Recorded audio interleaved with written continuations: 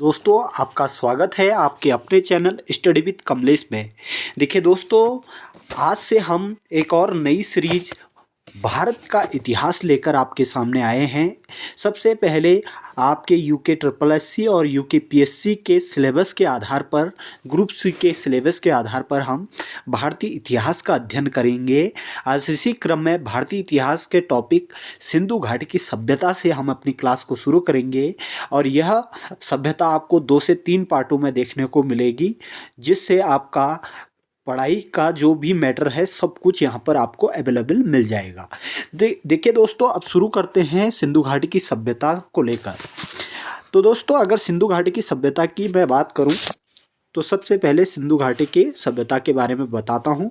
इस सभ्यता के खोजकर्ता, आखिर कौन इसके खोजकर्ता हैं, किन किन व्यक्तियों ने इसके खोज में महत्वपूर्ण भूमिका निभाई थी, हम उन पर बात करते हैं। आइए देखते हैं सिंधु घाटी की सभ्यता के बारे में मुख्य बिंदु। तो सबसे पहले मैं बात करता हूँ। देखिए देखिए दोस्तों, बात आज की नहीं, बात सन 1826 ईस्वी की है। 1826। देखिए क्या हुआ था 1826 में। सबसे पहले 1826 में सी मैसन यानी कि चार्ल्स मैसन साहब जो है 1826 में इन्होंने जो है हड़प्पा का दौरा किया था। और ये हड़प्पा का दौरा किया, बस दौरा करके चले आए।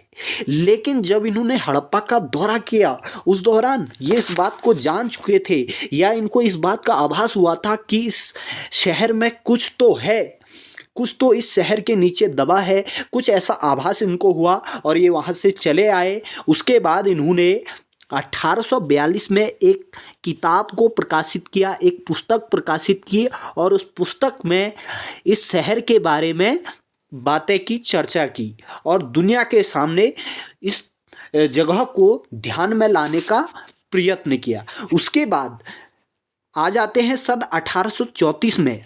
1834 में भी वर्निश नामक एक व्यक्ति थे, एक विद्वान थे, इन्होंने भी हड़प्पा का दौरा किया और इनको भी वहाँ पर कुछ होने का आभास हुआ और ये भी बस दौरा करके चले आए। आगे बात करते हैं। इसके बाद बात करते हैं, सीधे बात आती है सन 1853 और /54। 1853-54 में क्या होता है कि अलेक्जेंडर कनिंघम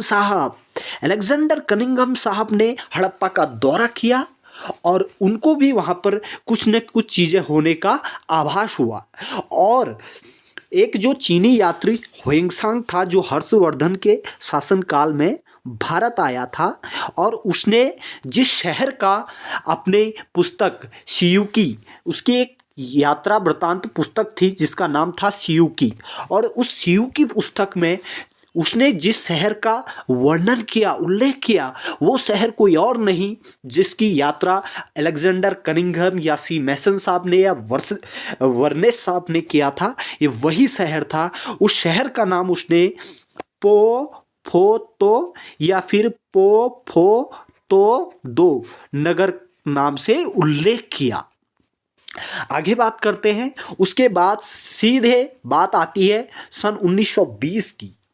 1920 में क्या होता है कि जो भारतीय पुरातत्व सर्वेक्षण विभाग है उसका जो हेड यानी कि महानिर्देशक या निर्देशक बनाया जाता है, जॉन मार्शल साहब को बनाया जाता है। जॉन मार्शल को बनाया जाता है। साथ में उनके सहयोगी माधव स्वरूप वत्स को बनाया जाता है और साथ में 2 अधीनस्थ अधिकारी उनके साथ होते हैं। उनमें जो 2 अधीनस्थ अधिकारी, एक दयाराम साहनी और एक राखलदास बनर्जी। होता क्या है कि दयाराम साहनी के नेतृत्व में एक टीम जो है 1921 में रवाना होती है हड़प्पा की तरफ, और राखलदास बनर्जी के नेतृत्व में एक टीम 1922 में रवाना होती है मोहनजोदड़ो की तरफ। और दयाराम साहनी की टीम जो कि हड़प्पा की तरफ जाती है तो उसने वहाँ पर खुदाई की, उनको भी वहाँ पर कुछ चीज़ें मिली। और इसी प्रकार 1922 में राखलदास बनर्जी ने, जो कि मोहनजोदड़ो की यात्रा पर गए थे, तो एक टीम जो वहाँ गई थी उन्होंने भी वहाँ पर खुदाई की, तो इन दोनों जगहों में कुछ वस्तुएं इनको मिली जो कि सिमिलर थी, सेम थी। और इससे पता चला कि धीरे धीरे लोग इसकी खुदाई करते रहे और विद्वानों ने इसकी जानकारी इकट्ठा की। पता चला कि यहाँ पर एक बहुत पुरानी सभ्यता पली है। आगे देखते हैं सिंधु सभ्यता। ये सिंधु जो सभ्यता है इसके कई सारे नाम हैं। आइए जानते हैं इसके जो मुख्य नाम है वो कौन कौन से हैं। इस सभ्यता के अन्य नामों की बात करूं तो सभ्यता का जो पहला नाम है सिंधु घाटी की सभ्यता, जो कि 1920 में ये जॉन मार्शल साहब ने इस सभ्यता का नाम दिया था, सिंधु घाटी की सभ्यता। दूसरा नाम था इसका हड़प्पा सभ्यता। इस सभ्यता की खोज 1921 में इस शहर की खोज हुई थी। मैंने आपको बताया था दयाराम साहनी के नेतृत्व में। ये जो हड़प्पा सभ्यता, इसका नाम इसलिए रखा गया है क्योंकि इनमें सबसे पहला किसी नगर का उल्लेख या किसी नगर को खोजा गया तो वो हड़प्पा ही था, इसलिए इसका नाम हड़प्पा सभ्यता भी है। और इसको प्रथम नगरीय सभ्यता भी कहते हैं। जो भारत की प्रथम नगरीय सभ्यता थी वो यही थी। इसका एक अन्य नाम प्रथम नगरीय सभ्यता भी है। और इसका एक अन्य नाम और मिलता है, कांस्य युगीन सभ्यता।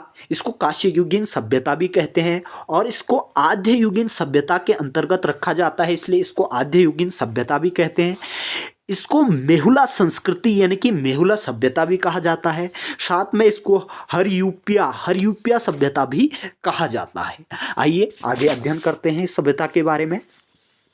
अगर इसके काल विभाजन की अगर मैं बात करूं, काल विभाजन भी विद्वानों ने अपने अपने अनुसार दिया हुआ है। जो इसका सबसे अच्छा या सटीक काल विभाजन माना जाता है वो 2500 बीसी से लेकर 1700 बीसी तक का माना जाता है। तो आप इस काल विभाजन को बहुत अच्छे से याद रखिएगा। इसके अलावा जो मार्शल साहब थे, जॉन मार्शल, उन्होंने इसकी सभ्यता का कुछ स्तर और 3250 ईसा पूर्व से लेके 2750 ईसा पूर्व तक बताया है। इसके अलावा अलग अलग विद्वानों ने अलग अलग दिया है। आप इस काल विभाजन को ज़्यादा याद रखेंगे, जो है 2500 बीसी से लेके 1700 बीसी तक के। आइए आगे बात करते हैं इस सभ्यता के बारे में। आज इस सभ्यता के भौगोलिक विस्तार की बात करता हूं मैं। थोड़ा सा आप लोग मुझे समय देंगे तो भौगोलिक अगर विस्तार की अगर मैं बात करूं, थोड़ा मैं आप लोगों को क्लियर थोड़ा बड़ा बना दूं मैं।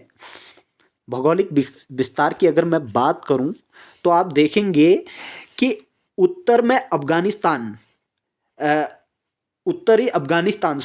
उत्तर में सबसे ऊपर जो इसका नॉर्थ में जो इसका सबसे बड़ा स्थल है वो है मांडा, जो कि जम्मू कश्मीर में चिनाब नदी के तट पर पड़ता है। सबसे दक्षिणी है, जो सबसे दक्षिणी पॉइंट है या दक्षिणी इस सभ्यता का नगर है वो था दैमाबाद। इसकी स्थापना या इसकी खोज 1974 में हुई थी और ये दैमाबाद जो है अहमदाबाद में पड़ता है, जो कि परवारा नदी के तट पर है। और यह परवारा नदी गोदावरी की एक सहायक नदी है। इसके अलावा बात करते हैं इसके पूर्वी स्थल की अगर मैं बात करूं, आइए जरा देख लेते हैं पूर्वी स्थल पे। अगर पूर्वी स्थल की बात करूं तो सबसे पूर्वी स्थल है आलमगीरपुर, उत्तर प्रदेश, मेरठ में पड़ता है, जो कि हिंडन नदी के तट पर है। और सबसे पश्चिमी स्थल की बात करूं तो वो सुतकांगे डोर है, जो कि अफगानिस्तान के पास पड़ता है, जो कि दासक नदी के तट पर स्थित है। आइए आगे बात करते हैं। अब इसका भौगोलिक क्षेत्र यानी इसका विस्तार, इसका कितना क्षेत्रफल है। अगर इसका क्षेत्रफल की मैं बात करूं तो क्षेत्रफल विस्तार में अगर बात की जाए तो ये 12,99,660 वर्ग किलोमीटर में फैला हुआ था। अगर दूरी की बात करें नॉर्थ से साउथ यानी कि उत्तर से दक्षिण तक की, तो 1100 किलोमीटर की दूरी पर फैला हुआ है।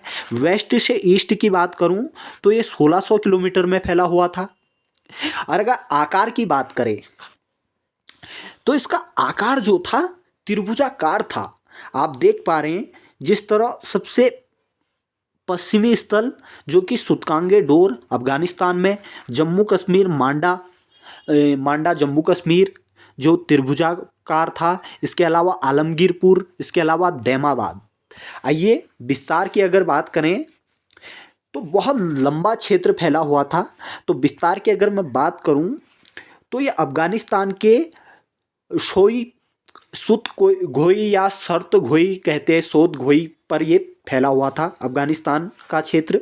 पाकिस्तान में बलूचिस्तान, मेहरगढ़, सुतकांगे डोर, कोटद्वीजी और सिंध क्षेत्र में आप देखोगे कि मोहनजोदड़ो, चुन्होदड़ो, अमारी और पंजाब में हड़प्पा, जो ये पाकिस्तान वाले पंजाब की मैं बात कर रहा हूँ, यहाँ पर ये फैला हुआ था। इसके अलावा भारत में इसका जो क्षेत्र विस्तार था भारत में, तो भारत में जम्मू कश्मीर का मांडा, पंजाब का रोपड़ और संघोल, इसके अलावा हरियाणा में सबसे बड़ा स्थल है राखीगढ़, बनावली, कुणाल। इसके अलावा उत्तर प्रदेश में आपको पता ही है सबसे पूर्वी स्थल आलमगीरपुर, गुजरात में लोथल, धौलावीरा और राजस्थान में कालीबंगा।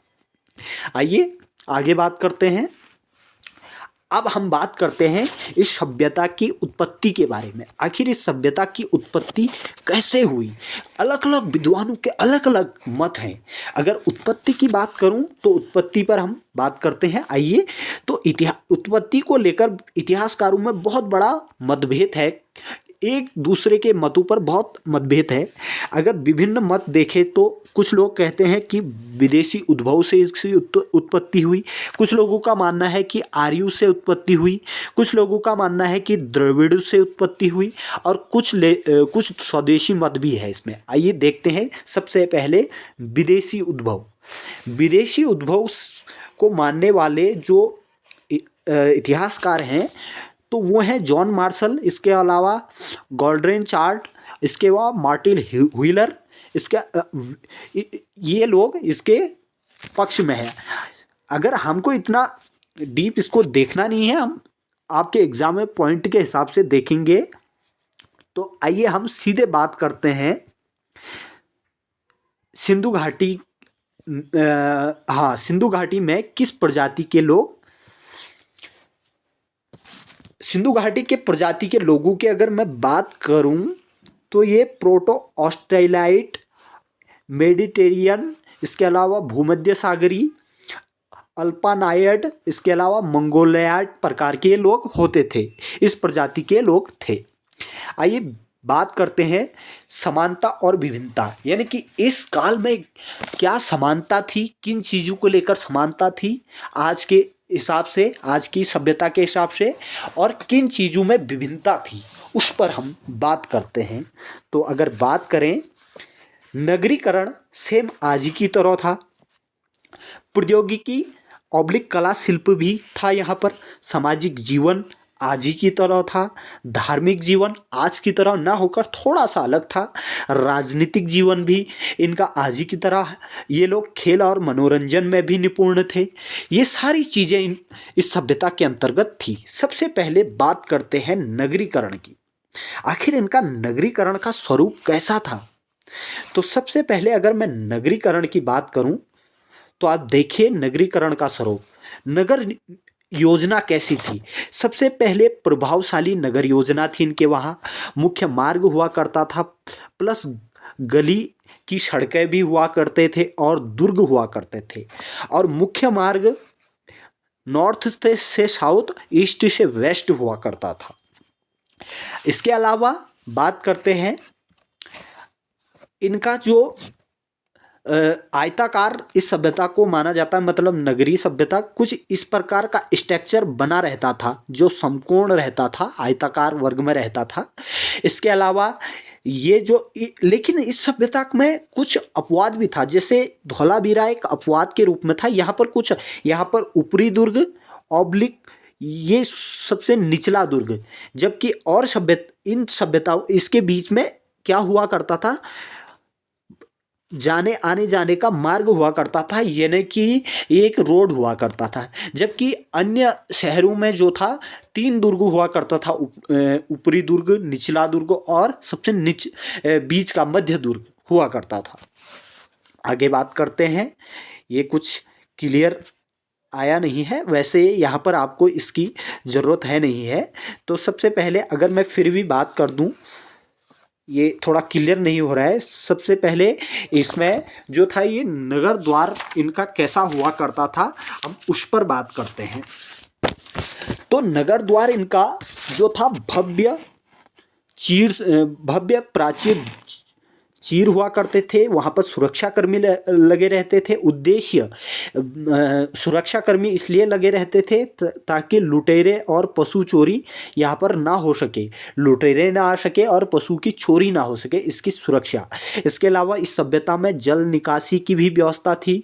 सड़कें एवं गलियों के नीचे 1 से 2 फुट की गहरी नाली हुआ करती थी। कुछ इस प्रकार की नालियाँ हुआ करती थी, आप देख पा रहे हैं। और इन नालियों में ये जो ऊपर से लगे हैं इस तरह के ढक्कन भी लगे रहते थे। बिल्कुल आज की सभ्यता से बहुत अधिक मेल खाता था ये।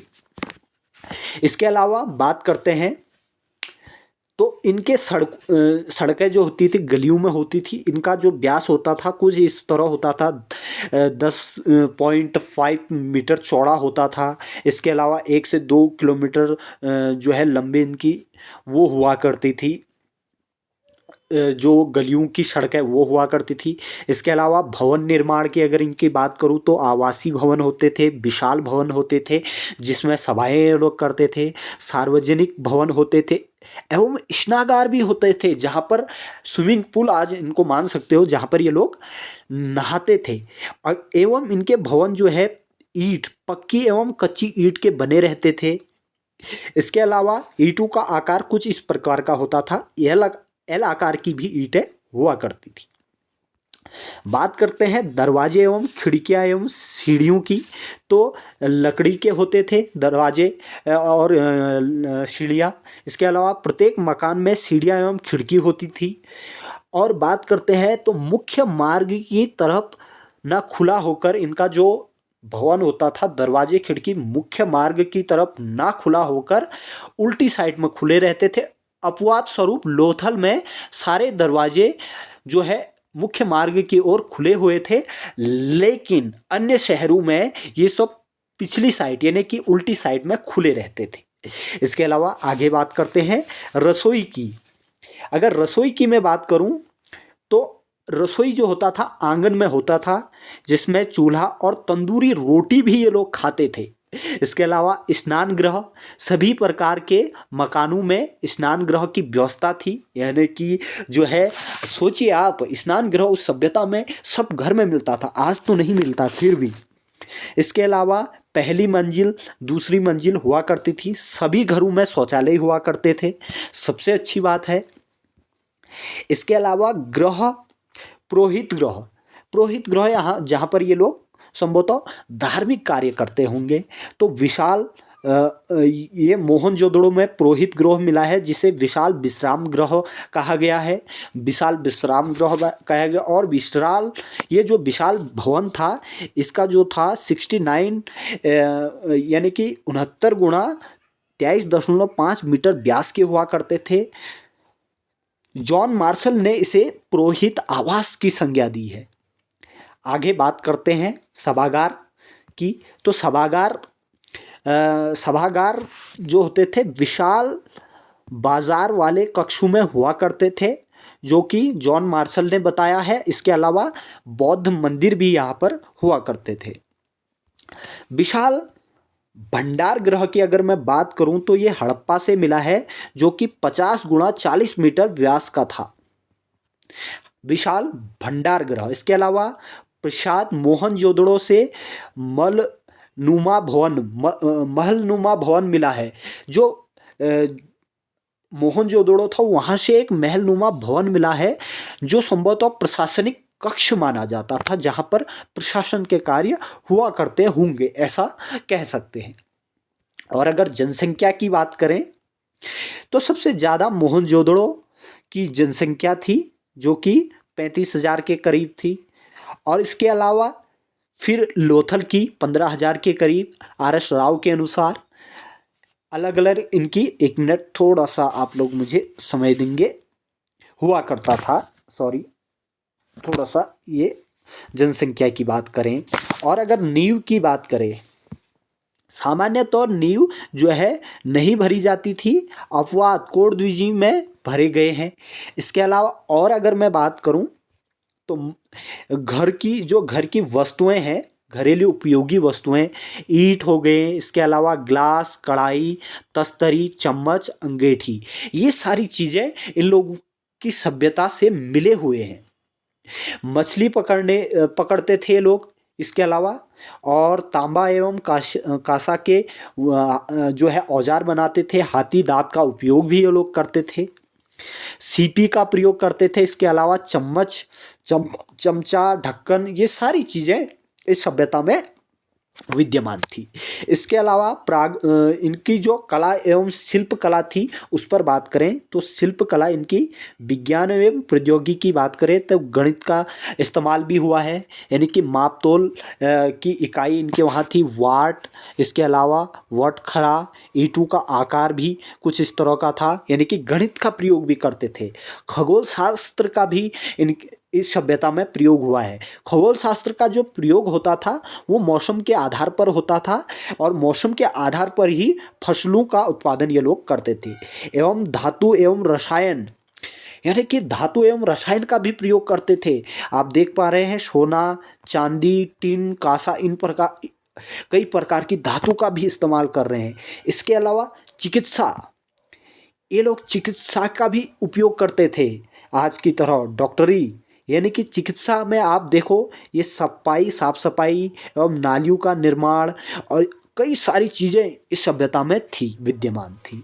इसके अलावा कला, कला कैसी थी? अगर कला की बात करें, कला में स्थापत्य कला जो कि नगर नियोजन में देखने को मिलती है। इसके अलावा मूर्ति कला, मूर्ति कला में प्रस्तर यानी कि पाषाण, पाषाण के कुछ प्रतिमाएं मिली है, यानी कि पत्थर की प्रतिमाएं मिली है। मोहनजोदड़ो से योगी की प्रतिमा, एक योगी की प्रतिमा मिली है मोहनजोदड़ो से, जो कि पत्थर की बनी है। इसके अलावा धातु में काश्यप नृत्य की, यानी कि काश्य की एक नृत्यज्ञाना की एक मूर्ति मिली है मोहनजोदड़ो से ही। इसके अलावा और मृण मूर्तियाँ, यानी कि मिट्टी की भी कुछ मूर्तियाँ मिली है जो कि पशु पक्षी की मूर्तियाँ हुआ करती थी। इसके अलावा मुहरें भी मिली है। अब जो मुहरें मिली है वो तांबा एवं सेलखड़ी की मिली है, और यह वर्गाकार प्लस आयताकार, अगर देखा जाए तो जो मोहरें थी वो वर्गाकार एवं आयताकार थी। और मोहरों की बात करें तो मोहरों में लिपि भी अंकित है, लिपि प्लस पशु की आकृति। अब ये मोहरें कुछ इस प्रकार की है सिंधु सभ्यता की। मोहरों में अगर देखा जाए तो योगी शिव की प्रतिमा है, और इसके साथ चारों ओर पशु जो इस प्रतिमा को घेरे हुए हैं। कुछ इस प्रकार की प्रतिमा होगी, यहाँ पर योगी शिव की प्रतिमा होगी और इसके चारों ओर से पशुओं ने घेरा हुआ है। अब देखते हैं, सबसे पहले बाईं ओर जो है, बाईं ओर क्या है कि भैंस एवं गैंडा है, दाईं ओर हाथी एवं बाघ है। इस प्रतिमा के पास हिरण के दो बच्चों का भी चित्र है। एक तो इसमें भैंस एवं गैंडा के चित्र हैं, इसके अलावा दाईं ओर जो है हाथी एवं बाघ का चित्र है, साथ ही दो हिरण के बच्चों का भी चित्र अंकित है। आगे बात करते हैं सामाजिक प्रथाओं के बारे में। इनकी सामाजिक प्रथाएं कैसी थी, हम उस पर भी बात करते हैं। आइए सामाजिक प्रथाओं पर बात करें तो समाज इनका मातृसत्तात्मक था, बड़ा शांति प्रिय समाज था। उपकरण जो थे औजार थे, लेकिन नरसंहारक नहीं थे। औजार थे वो अन्य कामों के लिए थे, लेकिन किसी इंसान को मारने के लिए नहीं थे। एवं यह समाज जो था मिश्रित समाज था अगर देखा जाए तो। और जिस तरह हमने आपको बताया था, मिश्रित समाज के अलावा हमने कहा था कि ये इनकी प्रजातियां हैं, इस प्रकार की ये प्रजातियां जो हम आपको पूर्व में बता चुके हैं। और इसके अलावा विभाजन की अगर मैं बात करूं, वर्ग विभाजन कैसा था, जो समाज का वर्ग विभाजन था वो कुछ इस प्रकार था, देख सकते हैं। वर्ग विभाजन में अगर मैं बात करूं तो योद्धा, पुरोहित, व्यापारी, कामगार, शिल्पी, इस तरह का इनका वर्ग विभाजन था। हालांकि इसके बाद एक और सभ्यता आएगी वैदिक कालीन, वहाँ पर वर्ग विभाजन कुछ अलग प्रकार का हो जाता है, लेकिन यहाँ पर जो था कर्म के आधार पर था। यानी कि पहला पुरोहित, पहला योद्धा था, उसके नीचे पुरोहित थे, उसके नीचे व्यापारी थे, उससे नीचे कामगार थे यानी कि शिल्पी थे। ये इस तरह का वर्ग विभाजन था। इसके अलावा आगे बात करते हैं सौंदर्य प्रशासन की। यानी कि ये लोग सौंदर्य यानी कि सुंदरता पर भी बड़ा प्रभावित थे, सौंदर्य सेंट वेंट लगाते होंगे। बात करते हैं सौंदर्य प्रशासन की। सौंदर्य प्रशासन में महिला एवं पुरुष दोनों दोनों द्वारा किया जाता था। जैसे सोना चांदी लाजवर्त के आभूषण पहनते थे, इसके अलावा काजल लगाते थे। चुन्होदड़ों से जो है लिपस्टिक के साक्ष्य मिले प्राप्त हुए, चुन्होदड़ों से लिपस्टिक के साक्ष्य प्राप्त हुए हैं। और ये सबसे अच्छी बात या सबसे बड़ी बात यहाँ है कि यहाँ पर लिपस्टिक का प्रयोग महिला एवं पुरुष दोनों द्वारा किया गया जाता था, यानी कि दोनों लिपस्टिक लगाते थे महिला एवं पुरुष, जबकि आजकल लगभग महिलाएं इसको लगाती हैं। आगे बात करें मनोरंजन की, और अगर मनोरंजन की मैं बात करूं सिंधु सभ्यता में, तो मनोरंजन के लिए शतरंज खेलते थे, पासा खेलते थे, चेस खेलते थे, इसके अलावा शिकार करते थे, यानी कि मुर्गा मुर्गी को आपस में लड़ाते थे। आइए आगे बात करते हैं समाधान। और अगर इनके समाधान की मैं बात करूं, तो समाधान इनके पूर्ण समाधिकरण, पूर्ण दफन, यानी कि समाधान इनके अलग प्रकार के। समाधान वो होता है जिसमें मृतकों को रखा जाता है, जो व्यक्ति मर जाता है। और समाधान जो इनके समाधान होते थे दो प्रकार के होते थे। समाधान एक था आंशिक समाधिकरण, जिसमें शव को खुले में छोड़ देते थे और बाद में दफन कर देते थे। इन लोगों का मानना था कि अगर हम शव को खुला छोड़ दें तो जो पशु पक्षी हैं, आसमान में जो पक्षियाँ उड़ते हैं, उनका भरण पोषण हो जाएगा इससे, और बाद में जितना बचेगा हम उसको दफन कर देंगे। इसके अलावा दाह संस्कार में मृतक का दाह संस्कार यानी कि मृतक को जलाया भी जाता था, साथ में दफन भी किया जाता था। दो प्रकार के समाधान इनके वहाँ देखने को मिलते हैं। तो दोस्तों आज की वीडियो में इतना ही। कल हम इनके राजनीतिक जीवन और इनके आर्थिक जीवन, इनके धार्मिक जीवन और इस सभ्यता का पतन, इन सारे बारे में कल की वीडियो में हम आपको जानकारी देंगे। आज के लिए इतना ही। बहुत बहुत धन्यवाद। इसी तरह की जानकारी के लिए हमारे चैनल, आप अपने चैनल स्टडी विद कमलेश को सब्सक्राइब कीजिए, लाइक कीजिए और शेयर कीजिए। बहुत बहुत धन्यवाद।